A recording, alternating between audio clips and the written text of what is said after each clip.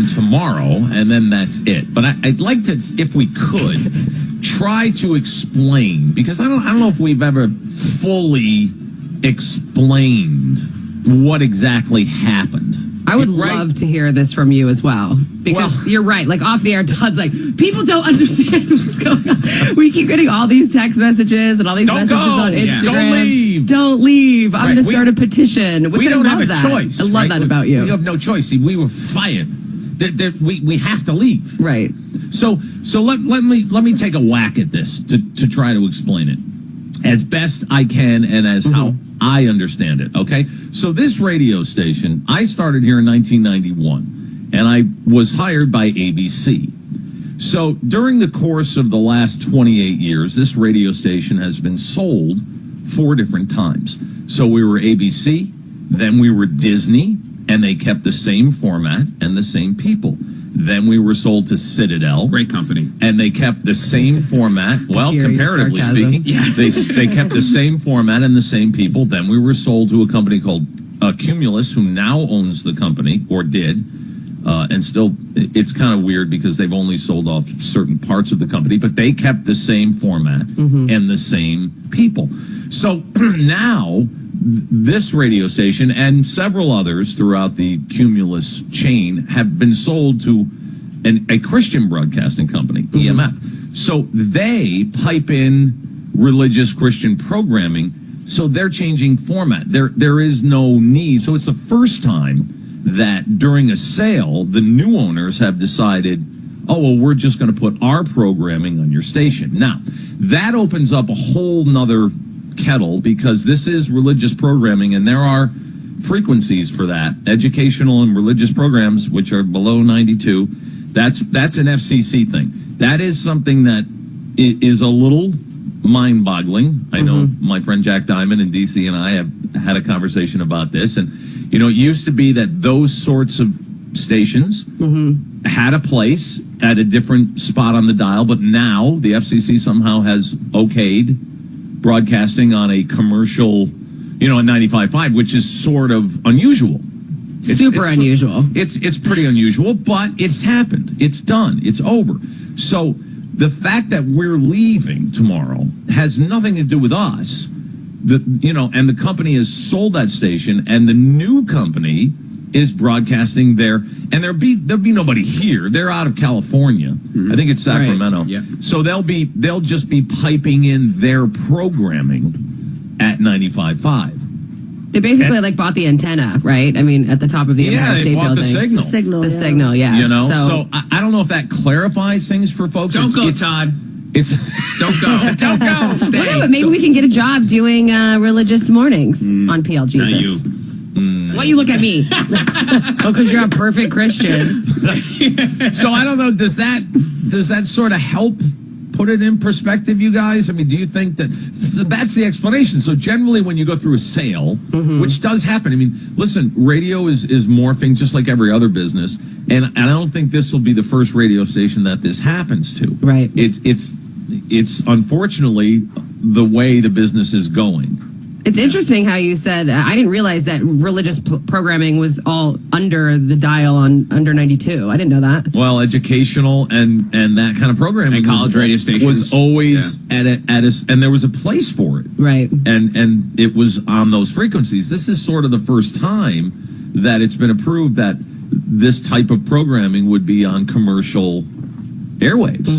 Oh, and also people mention, Todd, I'm sure you get this, and you guys as well, is that how are they going to sell advertising for a Christian broadcast? They're not. They're a nonprofit. So essentially, they will do what PBS does every once in a while, fund drives and stuff like that. So there won't be. So it's not that people are like, how profitable is that going to be? Yeah, and they're like, it's not going to work. It doesn't need to. It doesn't need to. Yeah. No. So that's on the. But we do. Yeah, but Annie would like to share her resume. No, I'm kidding. Well, no, that's cool. I don't know. Maybe that puts it in perspective. So it certainly is not our choice, right? But we don't own the radio station. The company decided to sell the station. That's their prerogative, right? And so, unfortunately, that means the end of this show. Well, and the station. For us too, selfishly, like we are just I would just speak on behalf of all of us, just are ready for it to be kind of done, because it's just the emotions that we've gone through, the sadness, the shock, the whatever. We found out months ago. February 13th. February 13th, weren't allowed to say anything, and rightly so, I understand. But we've been dealing with this reality for a long time. So it's like the longest breakup ever, really. Longest funeral, I think. Longest funeral. No, true. Well, no, because you're coming in to celebrate something, but you have to we were still doing a show.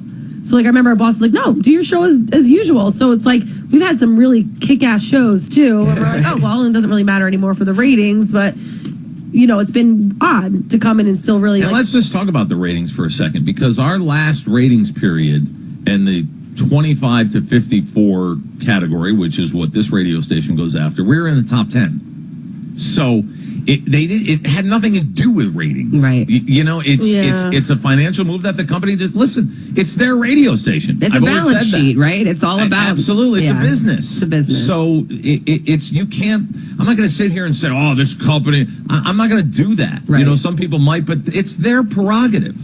We work at their will. Right? So if they decide to sell it, then that's it. It's over. Can I tell you, though, if one more person looks at me and just kindly touches their arm on my shoulder and goes, oh, how are you? Then I'm going to lose my mind, right? Because people, like Annie said, it really is like some sort of long funeral and listen, we try to post things on Instagram that are good memories or things that have been happening or whatever, but it really is like time. Right? Yeah. It's just time to move on and see what other goodness life has in store, but also while respectfully, paying tribute and remembering that the radio station's been around 48 years. It's incredible. And it's amazing and an honor for us to be a part of that legacy. And here's the other thing. So they're doing the reunion, and the reason that we're not really part of that is we just wanted to do our show, like as a group that we've been doing. And for us, it's not really a reunion because we're together now. Yeah. Which to me makes the most sense. So they're like, well, I don't there's no bad will between it. It's just, we want to do our show because we only have today and tomorrow to do it. Right. So I just clear a few things up. But what about the balloons in the studio? Yeah, what about the celebration? The celebration's a lot. Yeah. But it is tough. It's a tough balance because, and we've talked about this, how we struggled with it off the air, where we're like, well, yeah, we want to, pay tribute and remember the radio station and celebrate how incredible it was. But like Sid said from our sister station on ABC, he's like, this isn't an anniversary, 48-year anniversary. It's going away. And there are a lot of people that are losing their jobs. So how do you find that balance where you respectfully pay tribute to 48 years of a legendary radio station, and then also think about all of the people who are losing their jobs tomorrow? I believe it was like almost 40 people. I mean, you have to remember, too, it's not just us on the air. It's like promotion staff and sales staff. It's like a whole crew of people. Right. Sure. And over the years, I mean, it's been a lot more than that, because I think this was sort of a gradual process where they, as you guys know, eliminated departments and, cut back on certain things, which is what you do as a business. Right. Again, I'm not faulting the company, but we want to make sure that people do know that we're not leaving because we want to. We're leaving because we have to. Don't go, Todd. Don't go, Todd. Oh, and speaking of where you're going, though, a lot of people texting too. Oh, what other radio station is the guy going to? We don't know. It could be a year till we find something else. Yeah, there's 4 words that have kind of made my skin crawl last few months. Is what's next for you? I know. None of us know. I think I ask you that every day, though. Right. So are you talking about me? And for a minute, though, we didn't have an end date for a while. Yes. We didn't know. Yeah. It was kind of open-ended because it was all this thing with the FCC and the sale. We didn't have an official end date until, was it like May 1st? We announced on May 1st, Yeah, a few weeks ago. So, so it's been interesting. So what we thought we'd do is, I think the best way to pay tribute to the radio station is to do a great show. And, that's... We're going to start doing that? That's where I believe. Yeah, we're going to start that now. You don't always have to say what pops in your head. Todd, Jayde, 95.5 Wplj, right now, traffic.